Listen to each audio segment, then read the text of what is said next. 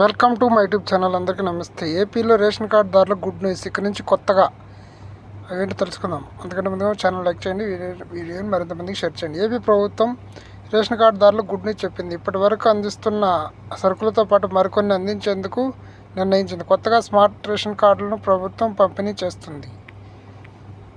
పేదలకు ఇచ్చే చౌక బియ్యం దుర్వినియోగం కాకుండా చర్యలు మొదలుపెట్టింది. ప్రతి ఇంటికి సచివాలయ సిబ్బంది కొత్త రేషన్ కార్డులు పంపిణీ చేస్తున్నారు. వచ్చే నెల నుంచి రేషన్ సరుకులు పెంచాలని ప్రభుత్వం భావిస్తుంది.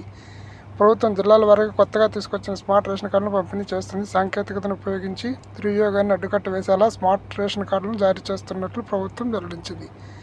పేదలకు స్మార్ట్ రేషన్ కార్డుల్లో క్యూఆర్ కోడ్ను పొందుపరిచారు. రేషన్ తీసుకున్న వెంటనే సమాచార కేంద్రం జిల్లా కార్యాలయంలోని డాష్ బోర్డుకు చేరే విధంగా ఏర్పాటు చేశారు. సచివాలయ సిబ్బంది ఇంటింటికి వచ్చి రేషన్ కార్డులు పంపిణీ చేస్తున్నారు. కాగా సెప్టెంబర్ 15 కల్లా 1,46,00,000 కుటుంబాలకు స్మార్ట్ కార్డులు అందించాలని ప్రభుత్వం నిర్ణయించింది. ఇది విషయం. Like, share, subscribe.